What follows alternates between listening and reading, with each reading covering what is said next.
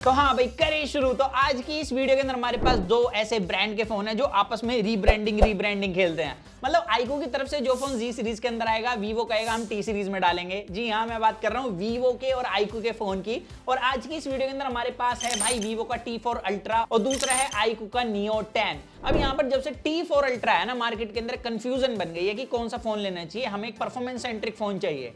अब आईक्यू में और वीवो के अंदर मैं क्लियरली बता दूं कि आईक्यू का फोन ज्यादा वैल्यू फॉर मनी है। जो आज की इस वीडियो के अंदर आप देखने वाले हो, सारे पॉइंटर्स में क्लियर करूंगा कि क्यों मैं इस फोन को ज्यादा बेटर बता रहा हूं इसके कंपैरिजन में। तो अगर वीडियो अच्छी लगे चैनल सब्सक्राइब करना, वीडियो लाइक करना। मेरा नाम है पीयूष और अगर आपको कोई डाउट रह जाता है तो आप हमसे कमेंट सेक्शन में पूछ सकते हो, आपका भाई आपको रिप्लाई कर देगा। तो यहाँ पर सबसे पहले बात करते हैं जिस वजह से मुझे वैल्यू फॉर मनी लग रहा है, उसमें सबसे बड़ा पॉइंट है वो है भाई प्राइस। यहाँ पर अगर आप दोनों का सेम वेरिएंट देखोगे तो आईक्यू 4000 रुपए सस्ता पड़ता है, जो कि भाई हम जैसे कंज्यूमर्स के लिए एक बहुत बड़ी बात है। 4000 रुपए बचाने के बाद भी तगड़ी स्पेक्स ऑफर कर रहा है, क्योंकि इसके अंदर UFS 4.1 की स्टोरेज टाइप मिलती है। अगर आप 256 GB या 512 GB वेरिएंट बाय करते हो, वहीं पर वीवो का T4 अल्ट्रा सिर्फ 3.1 स्टोरेज टाइप आपको ऑफर करता है, जिसकी read write speed IQ comparison में कम है। अब उसका एक बहुत बड़ा इंपैक्ट आपको नॉर्मल यूजेज में पड़ेगा। जब भी आप किसी हैवी ऐप को ओपन करोगे, मानो आपने काफी हैवी टास्क करने के बाद कोई कैमरा ऐप ओपन कर दिया, कोई सिस्टम की एक हैवी एप्लीकेशन ओपन कर दी, तो वहां पर आपको आईक्यू थोड़ा फास्ट रेस्पॉन्स करके दिखाएगा।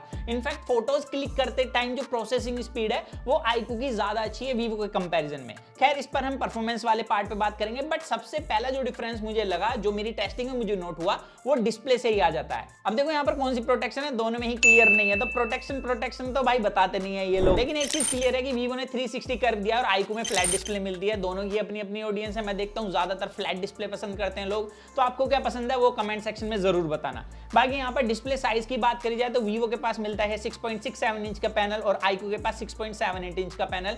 दोनों लगभग सेम साइज के लगते हैं, बट जो आईक्यू है इसकी विड्थ थोड़ी ज्यादा है, वीवो वहीं पर थोड़ी कम विड्थ के साथ आता है, जिस वजह से थोड़ा सा डिफरेंस लगता है जब आप दोनों को फ्रंट से देखोगे। बाकी डिस्प्ले स्पेक्स ऑलमोस्ट सेम है, दोनों के पास एमोलेड पैनल मिलता है। यहाँ पर 1.5 के डिस्प्ले है, दोनों ही 1 बिलियन कलर शो कर सकती हैं, लेकिन आईक्यू की डिस्प्ले 144 हर्ट्ज रिफ्रेश रेट के साथ आती है। अब नॉर्मली दोनों के अंदर चलता 120 हर्ट्ज ही है, लेकिन आईक्यू जो 144 हर्ट्ज ऑफर करता है वो उस गेम के अंदर है जो 144 हर्ट्ज को संभाल सके, या आप इसके अंदर फ्रेम इंटरपोलेशन से 144 हर्ट्ज के अंदर गेम प्ले करने की कोशिश कर सकते हो, जिसकी एक प्लस एडवांटेज इस पे डेफिनेटली है। इसके अलावा PWM डिमिंग, देखो PWM डिमिंग वाला टॉपिक ऐसा है जो 2025 में आना स्टार्ट हो गया है। इससे पहले हमने 2024 के अंदर इसको इंट्रोड्यूस होते हुए देखा था। जितने भी स्मार्टफोन है वो सभी PWM डिमिंग यूज करते हैं, चाहे आपने उनकी स्पेक्स में सुना हो या नहीं सुना हो। बट अभी क्या है, इनकी फ्रीक्वेंसी बढ़ा दी, और फ्रीक्वेंसी बढ़ाने से फायदा क्या हो रहा है, देखो फ्रीक्वेंसी जितनी ज्यादा बढ़ेगी उतना ही हमारी आंखों पर असर कम पड़ेगा रात में फोन चलाते हुए। तो यहाँ पर आईक्यू के पास फ्रीक्वेंसी ज्यादा मिलती है वीवो के कंपैरिजन में, और ये ऑलमोस्ट डबल है,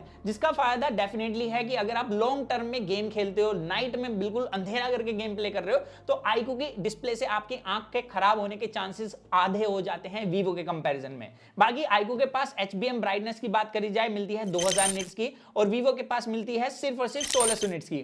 अब HBM ब्राइटनेस काम कहां करती है, इंडोर यूज करते हो फोन या आउटडोर जब आप फोन यूज कर रहे हो, तो और उस कंडीशन के अंदर जैसे ऑन पेपर आईक्यू ब्राइट है, तो यहां पर एक्चुअली हमने एक्सपीरियंस भी करा है। जब आप दोनों से कैमरा से फोटो क्लिक करने जाओगे, इनिशियली या थोड़ी देर बाद भी जो वीवो की डिस्प्ले है वो डल फील होती है आईक्यू के कंपैरिजन में, तो इसकी डिस्प्ले डेफिनेटली ज्यादा ब्राइट है। इसके अलावा HDR वाली पीक ब्राइटनेस वीवो के अंदर 5000 निट्स की मिलती है, आईक्यू के पास है 4400 निट्स की पीक ब्राइटनेस, जिसकी वजह से यहां पर हमें लग रहा था कि जब आप HDR कंटेंट स्ट्रीम करोगे तो डिफरेंस आएगा, बट यहां पर गेम पूरा डिफरेंट ही हमें मिला। आप यहां पर देख सकते हो कि वीवो के कंपैरिजन में आईक्यू ज्यादा ब्राइट है, यहां तक कि जो कंटेंट व्यूइंग एक्सपीरियंस है वो आईक्यू के पास स्लाइटली बेटर मिला। आईक्यू क्या कर रहा है कि इसके अंदर जो सेपरेशन वाला पार्ट है वो भी स्लाइटली बेटर लग रहा है डार्क और व्हाइट पार्ट के बीच में, और ये व्हाइट को अच्छे से प्रॉपर व्हाइट भी दिखा रहा है। वहीं पर वीवो के अंदर जैसे 5000 निट्स की इन्होंने पीक ब्राइटनेस बोल दी, वो कहीं से कहीं तक भी हमें देखने के लिए नहीं मिल रही है। पता नहीं कहां से रील और शॉट वाले कह रहे हैं कि बहुत ब्राइट फोन है, बहुत ब्राइट फोन है, लग रहा है अच्छी गड्डियां मिली है घर पे। अरे बाप रे, ये तो धोती खोल रहा है। इवन ब्राइटनेस के साथ जो कलर कॉन्ट्रास्ट रेशियो है, शार्पनेस है, वो ओवरऑल भाई आईक्यू की डिस्प्ले की ज्यादा बढ़िया है वीवो के कंपैरिजन में। तो यहाँ पर 100% जो आईक्यू की डिस्प्ले है वो फार बेटर है वीवो के कंपैरिजन में इस बार। इसी के साथ एक चीज और बेटर है, वो है स्पीकर्स। यहाँ पर दोनों के अंदर स्टीरियो स्पीकर्स मिलते हैं, बट वीवो के स्पीकर्स ना थोड़े मतलब साउंड कम है उनके अंदर, हालांकि वहां पर आपको बेस थोड़ा बेटर मिल जाता है आईक्यू के कंपैरिजन में। अब कितना डिफरेंस है वो आप खुद सुन सकते हो।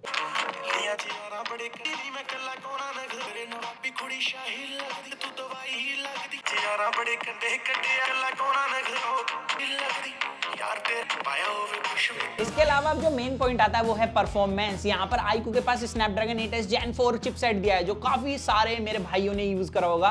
कमेंट सेक्शन बताना आपका इस प्रोसेसर के साथ एक्सपीरियंस कैसा रहा। वहीं पर जो Vivo है इसके पास MediaTek Dimensity 9300 प्लस चिपसेट दिया है। ये भी एक अच्छा पावरफुल चिपसेट है। यहाँ पर हमने दोनों का Antutu स्कोर रन कराया है, दोनों में सेम टेम्परेचर पर लगाया, बैकग्राउंड ऐप रिमूव करें, फुल ब्राइटनेस करके स्टार्ट करा एंड होते होते यहाँ पर स्कोर देख सकते हो। यहाँ पर थोड़ा सा iQOO का स्कोर बेटर देखने के लिए मिला है ऑन पेपर। बट देखने वाली बात पता है क्या है, यहाँ पर iQOO ने जो ब्राइटनेस है वो भी कम नहीं करी, उसका टेम्परेचर स्टिल 50 डिग्री था। वहीं पर Vivo ने अपनी ब्राइटनेस भी कम करी और उसके बाद भी इसका टेम्परेचर सिर्फ 50 डिग्री हमें देखने के लिए मिला।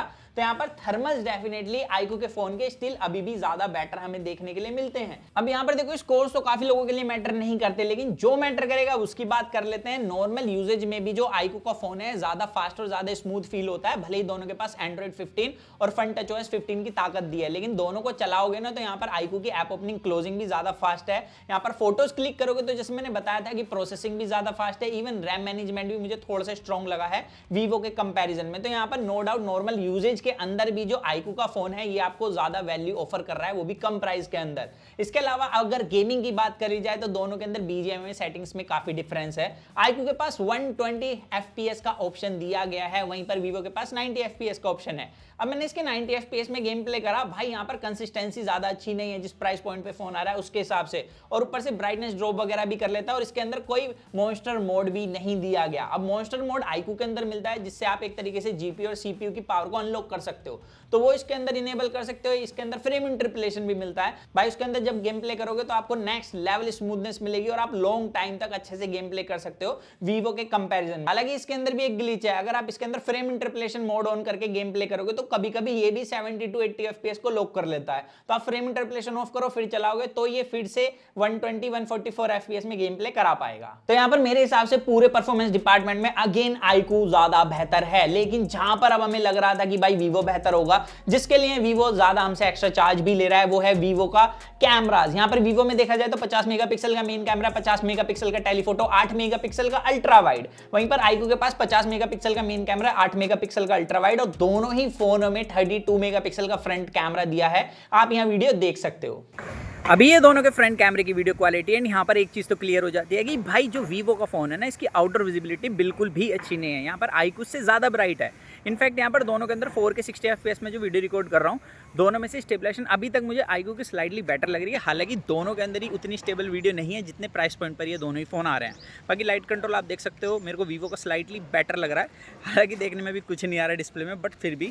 एंड यहाँ पर आप अपोजिट लाइट देख सकते हो, HDR कौन अच्छे से हिट कर रहा है। तो यहाँ पर आप बताना कमेंट सेक्शन में कि आपको किसकी वीडियो क्वालिटी अच्छी लग रही है। तो वीडियो के अंदर साफ देखने के लिए मिलता है कि लाइट कंट्रोल वगैरह दोनों को ही इंप्रूव करने की जरूरत है, बट स्टिल जब आप शैडो के अंदर होते हैं तो बैकग्राउंड में लाइट कंट्रोल Vivo थोड़ा बेटर कर लेता है। बाकी बैक कैमरास वीडियो के अंदर भी हमें सेम सीन देखने के लिए मिला, ज्यादा डिफरेंस नहीं है। जैसे कि अगर काफी लोगों को लगता है कि Vivo जो है वो कैमरा सेंट्रिक फोन बनाता है, इस बार परफॉर्मेंस भी तगड़ी दे दी तो इतना तो पैसा देना बनता है। तो यहाँ पर देखो आपके सामने वीडियो क्वालिटी आई है, मेरे को तो ज्यादा फर्क नहीं लगा। दोनों में से कोई सा भी फोन लूं मेरे को लगभग सेम से रिजल्ट मिल रहे हैं। इसके अलावा फ्रंट कैमरे की फोटोज की बात करी जाए तो यहाँ पर फ्रंट कैमरा फोटोज में साफ सा डिफरेंस ये है कि अगर आपको सिर्फ चमकना है, आपको मतलब नहीं है डायनेमिक रेंज क्या है, शैडोज को ओवर हाईलाइट तो नहीं कर रहा, तो डेफिनेटली आप Vivo को ले सकते हो। यहाँ पर ये सीन है। वहीं पर जो iQOO के अंदर थोड़ा सा वार्म साइड पर कलर्स है और थोड़े से कॉन्ट्रास्टी भी हैं जो मुझे उतने अच्छे नहीं लगे, बट काफी कंडीशन के अंदर iQOO थोड़ी बेटर फोटोज ले लेता है Vivo के कंपैरिजन में। ये मेरी पर्सनल ओपिनियन है, बाकी आप बताना आपको कौन सी फोटो ज्यादा अच्छी लगी। और बैक कैमरे की बात करें, बैक कैमरे में आप किसी एक को क्लियर विनर नहीं बोल सकते, ये चीज आप यहाँ पर भी देख सकते हो।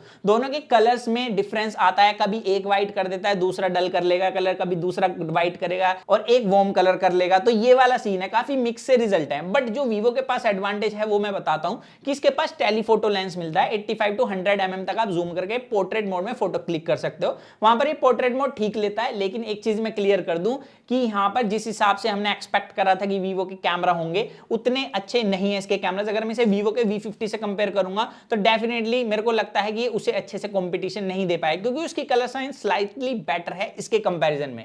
बट हाँ, T4 अल्ट्रा के कैमरास दो जगह डेफिनेटली अच्छे हैं। एक इसका मैक्रो मोड ज्यादा अच्छा परफॉर्म करता है iQOO के कंपैरिजन में, और दूसरा इसका लो लाइटिंग फोटोग्राफी में ज्यादा शार्प इमेज आती है iQOO से। तो अगर मैं कैमराज में रखूं, अगर आपको टेलीफोटो लेंस चाहिए, आपको मैक्रो मोड ज्यादा शार्प फोटो क्लिक करानी है, या आपको लो लाइट में ज्यादा ब्राइट फोटो चाहिए, तो डेफिनेटली यहां पर वीवो आपको थोड़ी वैल्यू ऑफर कर देगा। लेकिन जिस हिसाब से प्राइस है iQOO के कंपैरिजन में जस्टिफाई नहीं कर पा रहा है। अब मैं ऐसा क्यों बोल रहा हूं, देखो यहां पर बैटरी भी एक पॉइंट है। यहां पर 5500 mAh की बैटरी मिलती है, वो भी 90 वोल्ट की फास्ट चार्जिंग के साथ। iQOO ऑफर कर रहा है 7000 mAh का बैटरा, वो भी 120 वोल्ट के फास्ट चार्जिंग के साथ, जहां पर ये 1 से 1.5 दिन निकालता है। और इसके अंदर गेमिंग करूंगा तो 1 दिन का बैटरी बैकअप ये देगा, वहीं पर भाई ये आराम से 1.5 दिन का बैटरी बैकअप गेमिंग के साथ दे देगा। और अगर आप गेम नहीं खेलते हो तो ये 2 दिन का बैटरी बैकअप आराम से निकाल कर देता है। तो यहां पर इसके पास एक बहुत बड़ा प्लस पॉइंट है। बाकी देखो डिजाइन वाली प्रेफरेंस आपकी रहेगी कि आपको कौन सा फोन पसंद है। अगर आपको थोड़ा चमक धमक पसंद है तो T4 Ultra आपको अच्छा लग सकता है, क्योंकि मैंने देखा कि काफी लोगों को पसंद आया है iQOO के कंपैरिजन में। पर्सनली मुझे भी इसका लुक ज्यादा बढ़िया लगा है। iQOO काफी साल से सेम डिजाइन दिए जा रहा है तो थोड़ा बोरिंग हो गया है। इनफैक्ट इसकी जो बिल्ड है वो बैक में आपको प्लास्टिक मिलती है, वीवो ऑफर करता है ग्लास। साइड का फ्रेम हालांकि दोनों का ही प्लास्टिक का है, और फ्रंट में ग्लास हमने बताया कि कोई भी क्लियर नहीं है कि कौन सा ग्लास यूज करा गया है। और यहां पर अगर आपको स्लिम ट्रिम फील चाहिए तो डेफिनेटली वहां पर वीवो स्टैंड आउट कर जाता है इसके कंपैरिजन में, क्योंकि मैंने स्टार्टिंग में बताया था कि इसकी विड्थ ज्यादा मिलती है, क्योंकि गेम सेंट्रिक फोन है।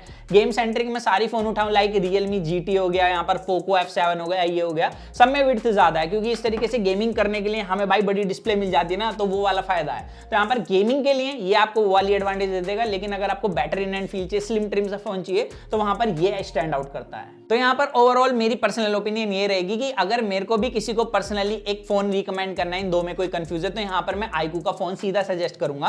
काफी सारे रीजन है। एक तो देखो 4000 रुपए सस्ता मिल रहा है, बेटर हार्डवेयर, और वो हार्डवेयर से नहीं सिर्फ ऑन पेपर है, actually day to day usage में वो इंपैक्ट डाल रहा है, जैसे कि प्रोसेसिंग टाइम वगैरह या ऐप ओपनिंग क्लोजिंग हो गया, वहां पर iQOO ज्यादा फास्ट है। इनफैक्ट यहाँ पर कैमराज में भी इतना डिफरेंस नहीं है जितना कि प्राइस में यहाँ पर डिफरेंस निकल कर आता है, और बैटरी भी बड़ी मिल रही है। तो यहाँ पर मेरे हिसाब से iQOO का फोन ज्यादा वैल्यू फॉर मनी है। बाकी आप बताना, आपके पास अगर 40,000 रुपए का बजट है तो क्या आप इनमें से कोई फोन लोगे, या आप कमेंट सेक्शन में बोलने वाले हो कि भाई 40,000 में वीवो के फोन कौन लेगा। तो बस यही था आज की इस वीडियो के अंदर। तो मिलते हैं जल्दी कूल और एक्साइटिंग वीडियो में। तो जब तक के लिए जॉइन माय गाइस, वो करें to watch your heart, feel stay tuned with that HFV unbox guys. Bye.